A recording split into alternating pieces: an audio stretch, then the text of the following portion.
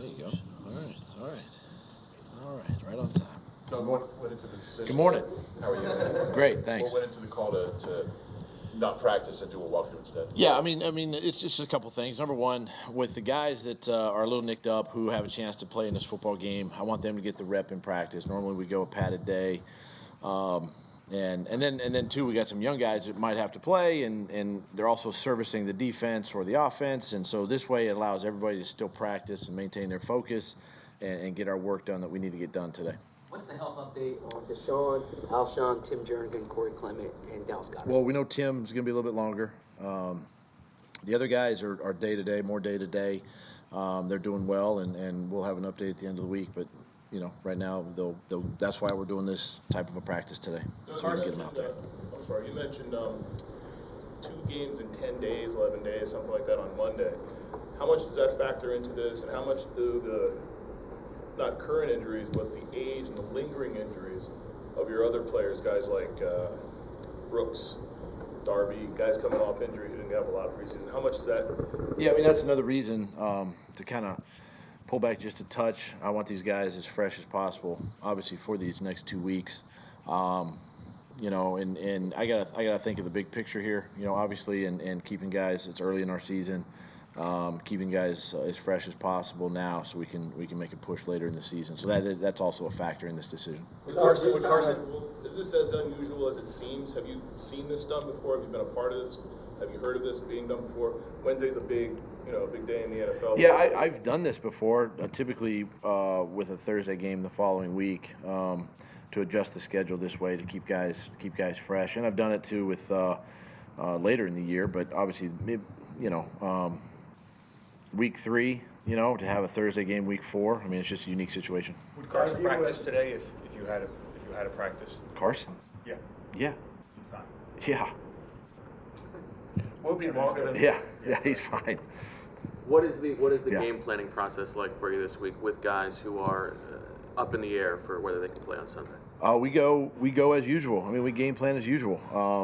We understand that we could miss a player or two, but at the same time, we can't focus on that. We got to get the next guy ready to go, and we go in and coach that player up and get him prepared. But from a game plan standpoint, we're playing a good football team in the Lions, and they're coming off a victory, and we got to be prepared. Doug, there are reports saying that Deshaun and Alshon could miss like a couple weeks. Any truth to that? I mean, listen, I both those guys are getting treatment. They're rehabbing. They're day to day. We'll see where they are, obviously, at the end of the week, but not committing to that. Doug, you mentioned the schedule. You kind of had a similar one, week 16, week 17 last year. You had success with it. Does that give you confidence to do things like this and shift the schedule around? It does. I mean, when you got a sort of a veteran football team, guys that and I challenged the team this morning this way, and my leadership council to really take it upon themselves to stay mentally focused, mentally sharp.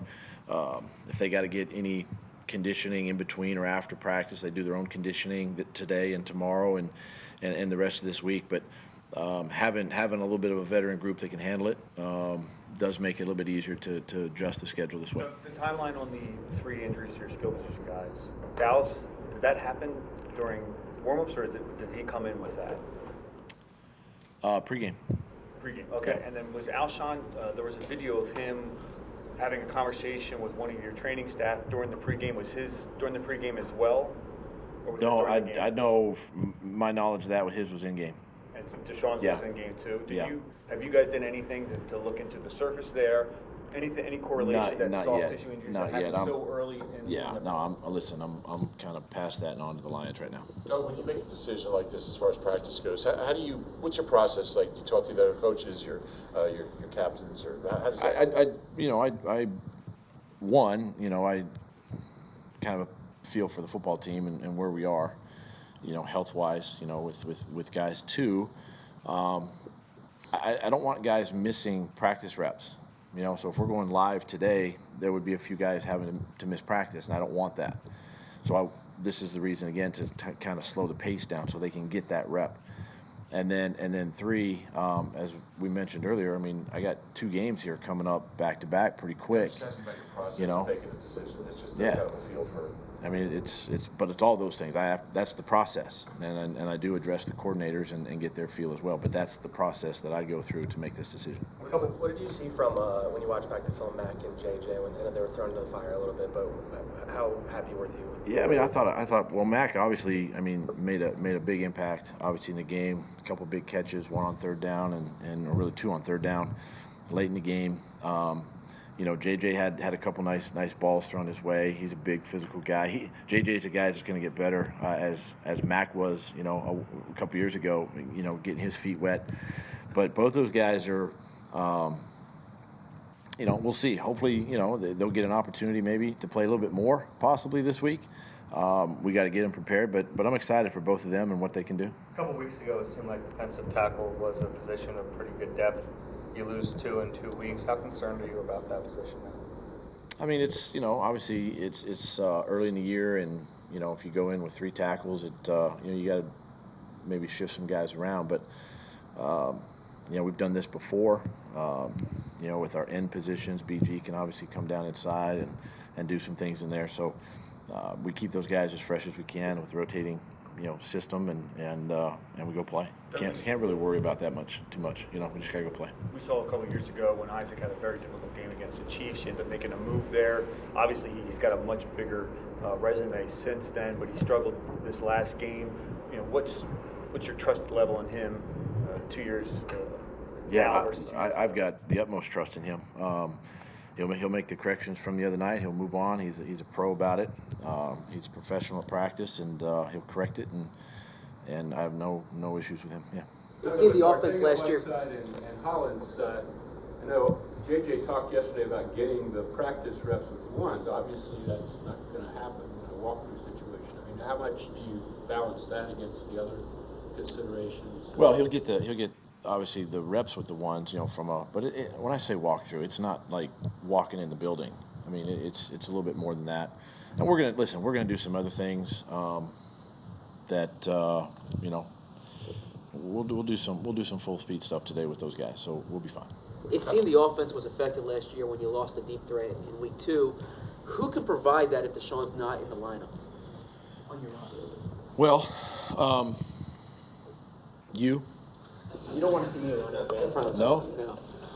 I can't run like. I mean, Nelson. We saw Nelson the other night be able to stretch the defense. He obviously can do that. And you know, if that's the case, then we got to get creative and be able to find some ways to get these guys down the field. You know, this is a good defense we're playing.